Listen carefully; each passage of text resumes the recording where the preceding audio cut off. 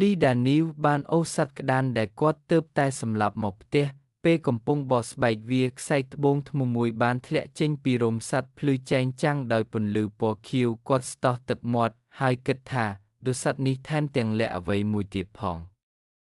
គាត់បានបោះវាទៅកូនស្រីរបស់គាត់ឈ្មោះសៀវលៀនដែលកំពុងមើលថែផ្ទះបាយសៀវលៀនពាក់ខ្សែកនោះជុំវិញរបស់នាងប៉ុន្តែរាល់យប់នាងសុបិនឃើញអ្នកប្រាជ្ញស្លៀកពាក់ស្រាលយំដោយនិយាយថាខ្សែកនោះជាវត្ថុស័ក្តិសិទ្ធិរបស់នាងហើយបើគ្មានវាទេព្រលឹងរបស់នាងនឹងខ្ចាត់ខ្ចាយដោយភ័យខ្លាចសៀវលៀនបានកប់ខ្សែកនោះត្រឡប់ទៅក្នុងភ្នូររបស់សត្វតាន់វិញហើយឃើញវាព្យួរនៅលើវាំងនៅថ្ងៃបន្ទាប់គ្រប់ដណ្ដប់ដោយធូលីដីនឹងមើលទៅសើមជោគដោយឃើញខ្សែកនោះនៅតែមានលីដានីវបានជេរប្រមាថហើយចង់យកវាទៅហាងបញ្ចាំសៀវលៀនចាប់ដៃអាវរបស់គាត់យ៉ាងណែនគឺលោកប៉ាខ្សែកនេះអាចនិយាយបានលីដានីវបានរុញនាងចេញអ្នកកុហកតូចឯងកំពុងនិយាយអ្វីមិនសមហេតុផលដោយកាន់ខ្សែកនោះគាត់រត់ឆ្ពោះទៅកាន់ទីរួមខេត្តជំពប់ជើងលើស្ពានថ្មហើយដួលមុខចូលទៅក្នុងភក់ខ្សែកនោះបានហោះចូលទៅក្នុងរន្ធមួយនៅក្រោមស្ពានហើយបាត់ខ្លួនក្នុងមួយប៉ព្រិចភ្នែកដោយមិនខ្វល់ខ្វាយនាងក្រោកឡើងជេរប្រមាថហើយត្រឡប់ទៅផ្ទះវិញដើម្បីយកអំបោសមកវីឆេលៀនឪពុករបស់នាងហ្គេស្វ៉ាបានប្រញាប់ប្រញាល់ទៅការពារកូនស្រីរបស់គាត់ថាហេតុអ្វីបានជាឯងវីនាងប្រហែលជាវាជាវិញ្ញាណសត្វខ្លែងដែលបង្កបញ្ហាក៏ឡៃដេនីវភ្នែករបស់គាត់ក្រហមបាននិយាយថាលុយបញ្ចាំរបស់ខ្ញុំអស់ហើយ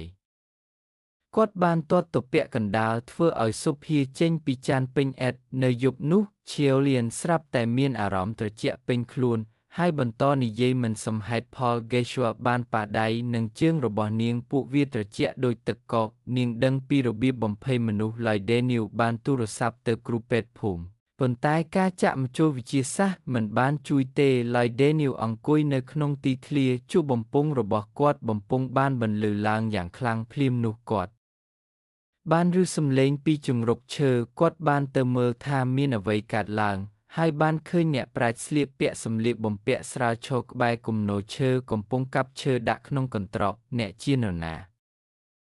ឡៃដេនីវចាប់ពូថៅអ្នកប្រាជ្ញបានងាកមកភ្នែករបស់គាត់នៅតែក្រហមខ្ញុំជាវិញ្ញាណសត្វក្អែកមកពីភ្នំខាងក្រោយខ្សែត្បូងធ្មនេះជាវត្ថុកំណើតរបស់ខ្ញុំអ្នកបានសម្លាប់រាងកាយរបស់ខ្ញុំសុំនឹងទទួលបានការសងសឹកប៉ុន្តែសៀវលៀនមានចិត្តល្អនាងបានកប់សាកសពរបស់ខ្ញុំហើយប្រគល់ខ្សែត្បូងធ្មនោះមកខ្ញុំ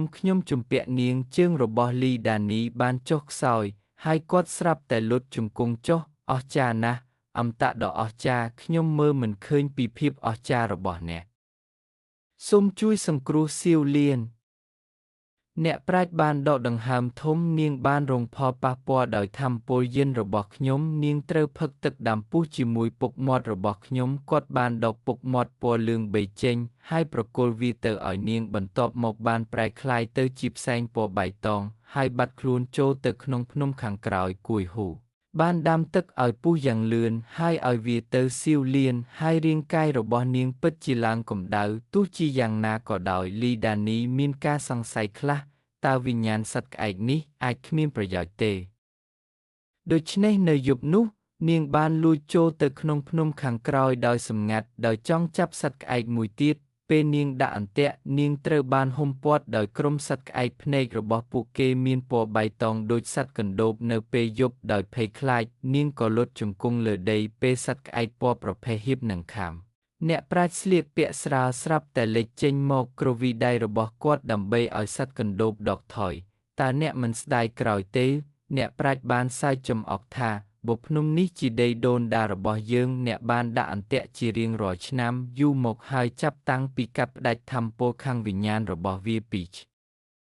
នាំមុនក្នុងអំឡុងពេលមានសត្វកណ្ដូបរាតត្បាតប្រសិនបើមិនមែនសម្រាប់ខ្ញុំតាក់ទាញសត្វស្លាប់ទេដំណាំរបស់អ្នកនឹងត្រូវបំផ្លាញអស់ហើយបន្ទាប់មកលីដានីវបាននឹកឃើញថាការរាតត្បាតសត្វកណ្ដូបកាលពី2 ឆ្នាំមុនគឺបណ្ដាលមកពីសត្វស្លាបរាប់ពាន់ក្បាលហើរចូលមកពីភ្នំខាងក្រោយអ្នកភូមិទាំងអស់និយាយថាវាជាការអន្តរាគមន៍ពីព្រះមុខរបស់នាងឡើងក្រហមហើយនាងនិយាយមិនអាចនិយាយបាន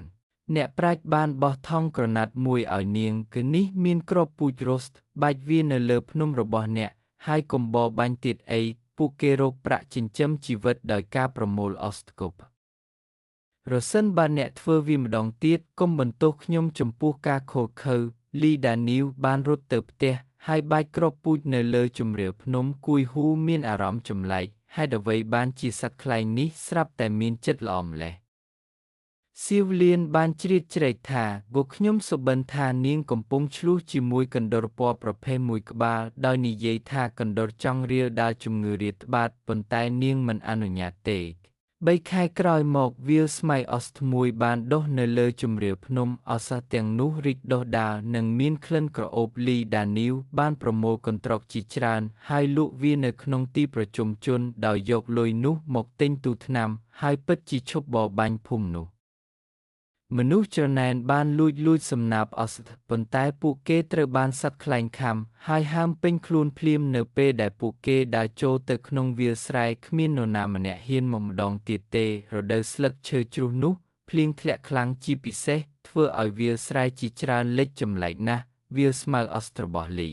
ដានីវមិនមានគ្រោះថ្នាក់ទេនៅពេលយប់ពួកគេតែងតែសម្លេងនៅលើជម្រាលភ្នំនៅពេលដែលពួកគេចេញទៅពិនិត្យមើលពួកគេបានរកឃើញអ្នកប្រាជ្ញស្លៀកពាក់ស្រាលដឹកនាំសត្វខ្លែងទៅជីកប្រឡាយបង្ហូរទឹកកន្លែងដែលក្រញ៉ាំរបស់ពួកគេជីកទឹកបានហូរចុះមកគួយហួរបានទាញស៊ូអៀវលៀនមកបាច់ពោតនៅលើភ្នំជាការអរគុណអ្នកប្រាជ្ញបានសម្លឹងមើលពួកគេដោយមិននិយាយអ្វីទាំងអស់រួចក៏ងាកចូលទៅក្នុងភ្នំពេលរដូវរងាមកដល់មានដំណឹងមកពីភ្នំថាមានក្រុមអ្នកខាងក្រៅមួយក្រុមបានមកបំផ្ទុះភ្នំហើយសម្លាប់កណ្ដុរពណ៌ប្រផេះពេលពួកគេបកស្បែកពួកគេបានរកឃើញធ្មេខ្មៅមួយដុំនៅក្នុងក្រពះរបស់វាដែលមានក្លិនរលួយអ្នកប្រាជ្ញស្លៀកពាក់សម្លៀកបំពាក់ស្រាលបានលេចចេញមកហើយនិយាយថាកណ្ដុរពណ៌ប្រភេទនោះជាបងប្អូនជីដូនមួយរបស់គាត់ដែលបានព្យាយាមធ្វើបាបអ្នកភូមិឥឡូវនេះគាត់បានស្លាប់ទៅហើយមូលហេតុនិងផលប៉ះពាល់ត្រូវបានដោះស្រាយគាត់បានឲ្យកាបូបមួយដែលមានសក់ពណ៌លឿងដល់សៀវលៀនដោយនិយាយថាប្រសិនបើនាងត្រូវការអ្វីមួយនាងអាចដុតសក់នោះដើម្បីទប់ស្កាត់ភាពអត់ឃ្លានcủaសៀវលៀនតើអ្នកនឹងចាក់ចេញទេអ្នកប្រាជ្ញបានងក់ក្បាលថាគូខ្ញុំនឹងទៅដាំដុះនៅឆ្ងាយខ្ញុំប្រកបនំនេះឲ្យអ្នកមើលថែ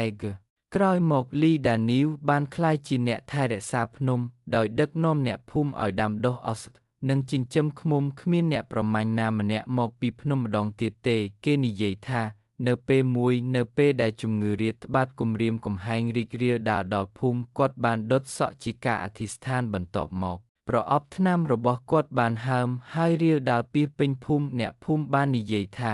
ឬមនុស្សដែលមានចិត្តល្អថែមទាំងត្រូវបានជួយដោយវិញ្ញាណទៀតផងក្រោយមកក្នុងឆ្នាំទី3នៃអាពាហ៍ពិពាហ៍របស់នាងជាមួយភូមិជិតខាងសៀវលៀនបានសម្រាលកូនប្រុសម្នាក់ឈ្មោះស៊ីតូនៅថ្ងៃខួបកំណើត1 ខែរបស់ស៊ីតូវាលស្មៃអស្តរបស់លីដានីយូដ៏ធំមួយបានយំភ្លាមមូសខ្មៅបានវារលើស្លឹកឈើដែលកំពុងយំដូចជាស្នាមម្រាមដៃរបស់មនុស្សនៅយប់នោះគួយហ៊ូបានសុបិនឃើញអ្នកប្រាជ្ញម្នាក់ស្លៀកអាវផាយស្រាលឈរនៅក្នុងវាលស្រែដែលកំពុងយំដោយមានត្បូងពេជ្រខ្មៅពាក់កណ្ដាលជាប់នៅក្នុងទ្រូងរបស់គាត់ដែលនិយាយដោយសំឡេងស្អុកថាព្រលឹងដែលនៅសេសសល់នៃសិល្បៈផេះមិនទាន់ត្រូវបានពន្លត់នៅឡើយទេវាបានកើតជាថ្មីតាមរយៈរបាំងពលនៃភ្នំហើយស្វែងរកការសងសឹកលើកុមារជាមួយនឹងពូជឈាមរបស់អម្តលឿងពិតណាស់ស៊ីតូចាប់ផ្ដើមយំរយប់ហើយស្នាមក្រញ៉ាំជើងពណ៌ប្រភេទបានលេចឡើងនៅលើខ្លួនរបស់គាត់សៀវលៀនបាននាំកូនរបស់នាងត្រឡប់ទៅផ្ទះឪពុកម្ដាយរបស់នាងវិញយកកាបូបរបស់នាងចេញដើម្បីដុតសក់ពណ៌លឿងប៉ុន្តែបានរកឃើញថាវាបានប្រែក្លាយទៅជាផេះរួចហើយបន្ទាប់ពីបានប្រើប្រាស់ការការពារដែលអ្នកប្រាជ្ញបានផ្ដល់ឲ្យគាត់កាលពីប៉ុន្មានឆ្នាំមុនលីដានីវបាននឹកឃើញពាក្យរបស់អ្នកប្រាជ្ញអំពីខ្សែត្បូងថ្មដែលបង្ក្រាបព្រលឹងគាត់បានទៅជីកក្រោមស្ពានថ្មនៅយប់នោះហើយបានរកឃើញខ្សែត្បូងថ្មដែលប្រេះនៅក្នុងភក់ឈាមខ្មៅបានហូរចេញពីស្នាមប្រេះនៅពេលដែលគាត់ហៀបនឹងស្រាយវាសំណើចត្រជាក់មួយបានមកពីក្រោយអ្នកកាន់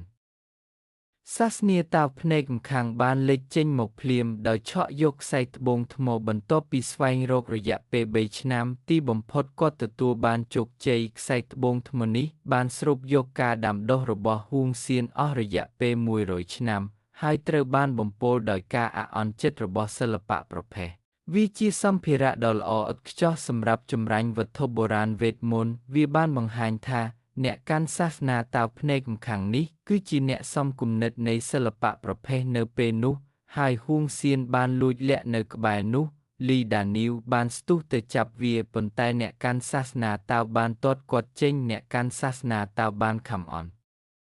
តាតរបស់គាត់ស្ដោះឈាមទៅលើខ្សែត្បូងថ្មភ្លាមនោះខ្សែត្បូងថ្មបានបញ្ចេញថាមពលខ្មៅយ៉ាងខ្លាំងប្រែក្លាយទៅជាក្រញាំខ្មៅដ៏ធំមួយដែលស្ទុះទៅលីដានីវនៅពេលវេលាដ៏សំខាន់នោះពន្លឺច្បាស់មួយបានរះឡើងភ្លាមពីវាលស្មៅស្ងួតហួតហែង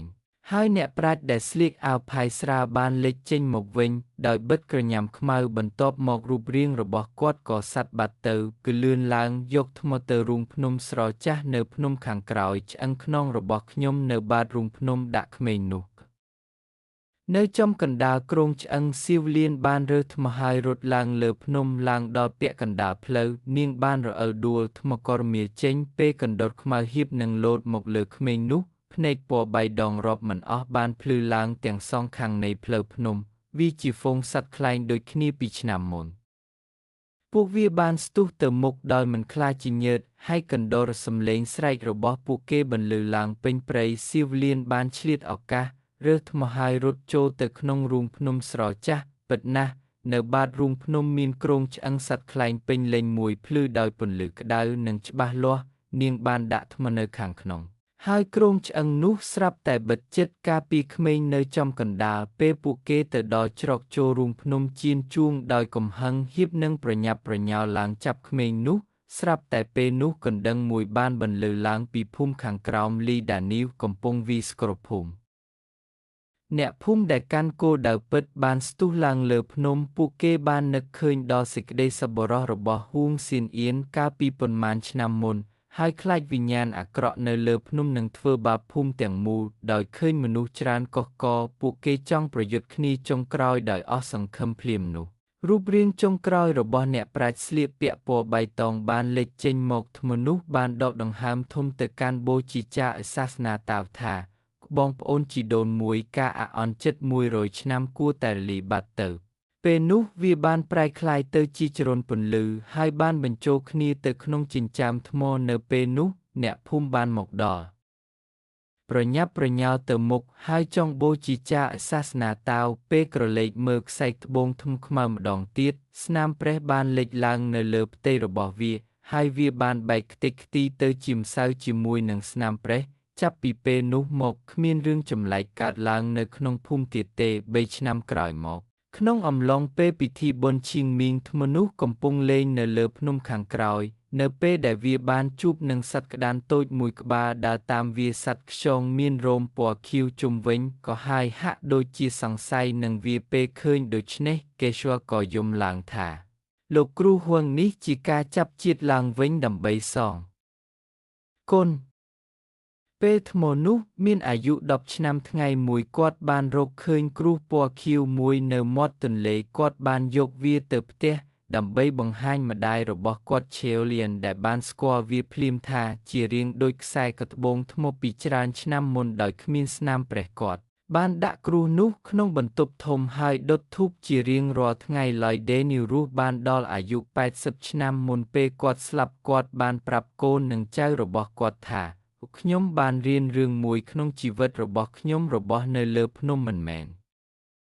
ជារឿងថាអ្នកខ្លាំងឬខ្សោយទេប៉ុន្តែជារឿងដែលភ្ជាប់គ្នាអំពីមូលហេតុនិងផលអ្នកជំពាក់អ្វីមួយអ្នកត្រូវតែសងវាវិញអ្នកទទួលបានអ្វីមួយអ្នកត្រូវតែដឹងគុណនោះជារបៀបដែលអ្នករស់នៅដោយសន្តិភាពអ្នកមើលរឿងនេះហើយសូមជូនពរឲ្យមានសុខភាពល្អនិងរកស៊ីមានបានសូមជួយឲ្យបេះដូង Share និង Follow ម្នាក់មួយផង